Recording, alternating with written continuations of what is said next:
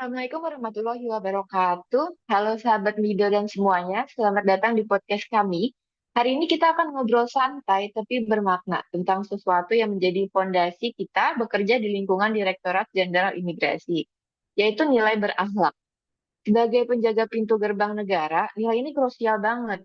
Saya, Alia Sofia, dan bersama saya ada rekan-rekan tangguh dari imigrasi. Yuk kita perkenalan dulu.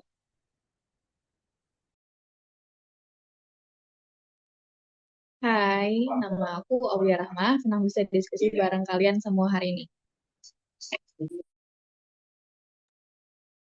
Kenalkan, saya Aisyah Sabina. Semoga obrolan kita hari ini bermanfaat ya.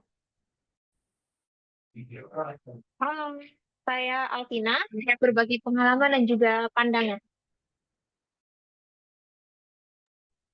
Dan saya Anggun Putri Rasyidi. Yuk kita mulai. Nah, sebagai insan imigrasi, nilai berakhlak ini jangan cuma dijadikan hafalan pas lasar atau pemanis di kantor aja ya. Kali ini kita akan kupas tuntas gimana aksi nyatanya di lapangan. Apa sih berakhlak itu? Gimana nih menurut Kak Aulia? Apa berakhlak itu? Baik. Nah, berakhlak itu adalah core values kita sebagai ASN. Kalau di imigrasi, ketujuh nilai ini adalah kompas kita saat berhadapan langsung dengan pemohon paspor, warga negara asing, maupun saat menjaga perbatasan di PLBN atau bandara internasional. Kepanjangannya tetap sama, tapi jiwanya sangat imigrasi. Yaitu berorientasi pelayanan, A. Akuntabel, K. Kompeten, H. Harmonis, L. Loyal, A. Adaptif, dan K. Kolaboratif. Nah, ketujuh nilai ini adalah panduan agar kita bisa mewujudkan pelayanan prima sekaligus menegakkan kedaulatan hukum negara.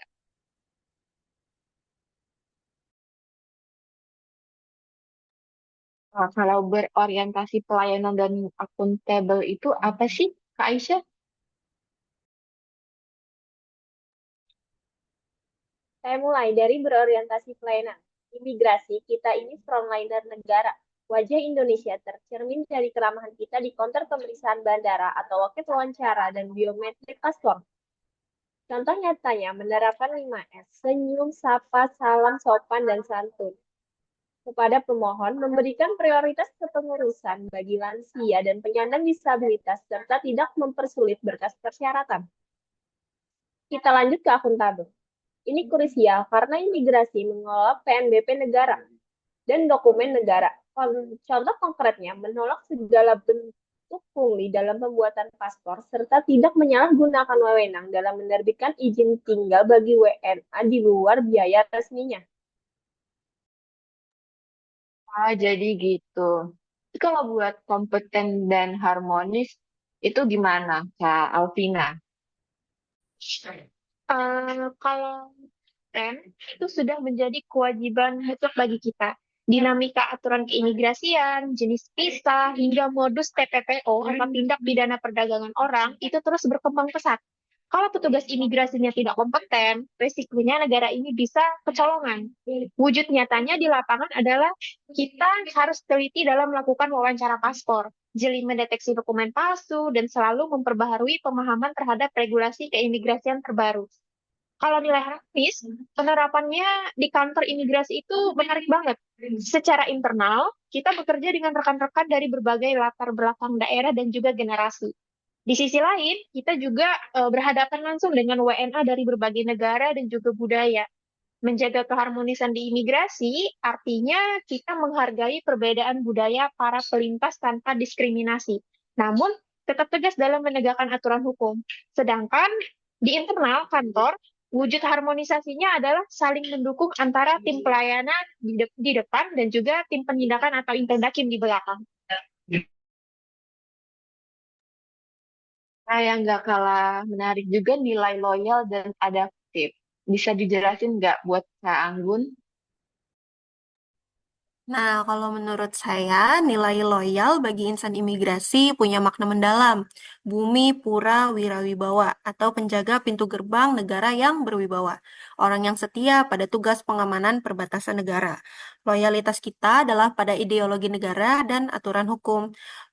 Contohnya, menjaga kerahasiaan data aplikasi keimigrasian seperti SIM-KIM agar tidak bocor, serta teguh menolak intervensi pihak luar saat kita melakukan deportasi terhadap WNA yang melanggar hukum. Lalu ada adaptif. Imigrasi sekarang bertransformasi luar biasa dengan teknologi. Dulu cuma paspor biasa, sekarang ada paspor elektronik. Dulu antrian manual, sekarang pakai aplikasi M-Paspor dan AutoGate di bandara.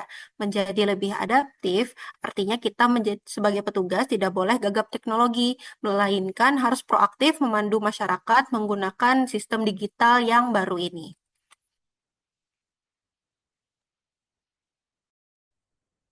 Baik, ini last but not least itu kolaboratif. Bisa dijelasin nggak Kak Aulia kolaboratif itu gimana sih? Oke, jadi yang terakhir ya, kolaboratif. Jadi di kolaboratif di imigrasi ini kita tidak bisa menjaga kedaulatan negara sendirian. Tentunya kita punya wadah kolaborasi nyata bernama Timpora atau panjangannya itu Tim Pengawasan Orang Asing. Nah, di sana kita berkolaborasi nih dengan seperti contohnya TNI, Polri, Kejaksaan, Bea Cukai, dan Pemda setempat. Nah, contoh nyatanya yaitu saling berbagi data dan informasi intelijen untuk mencegah masuknya jaringan kejahatan transnasional, narkotika, atau pekerja asing ilegal. Nah, kolaborasi yang solid ini membuat pintu gerbang negara kita semakin aman. Oke, menarik banget ya. Jadi kelihatan nih nilai berakhlak ini adalah benteng. Nah, bagaimana nilai-nilai ini bisa mencegah potensi benturan kepentingan atau korupsi yang rawan terjadi di sektor pelayanan publik seperti imigrasi? Bisa dijelasin nggak sama Kak Aisyah? Tentu saja berpengaruh. Dengan nilai akuntabel, seorang petugas wawancara paspor tidak akan mau menerima suap dari calo atau sindikat TPPO karena dia tahu tanggung jawab moralnya langsung kepada Tuhan dan negara. Kalau menurut Kak Alvina gimana? Benar sekali nih. Penerapan nilai harmonis dan adil sebenarnya juga menjadi benteng kita nih untuk mencegah nepotisme. Contoh sederhananya, kita tidak boleh mendahulukan antrean kerabat atau keluarga di luar prosedur yang sah. Di imigrasi, semua masyarakat diperlakukan setara dan wajib mengikuti sistem nomor antrean digital yang berlaku. Kayaknya ada yang mau ditambahin nih dari Kak Anggun. Silakan Kak Anggun. Setuju banget sih sama nilai-nilai sebelumnya, tapi jangan lupa ditambah dengan nilai loyal. Ketika kita loyal pada sumpah jabatan dan negara, maka godaan materi atau tekanan dari pihak luar yang ingin meloloskan WNA bermasalah tidak akan mempan. Jiwa kita tetap merah putih. Baik, luar biasa sekali ya diskusi kita. Tapi sebelum kita akhiri, yuk sebutkan satu komitmen nyata yang akan kita lakukan di pos kerja masing-masing. Dimulai dari Kak Aulia, silakan Kak.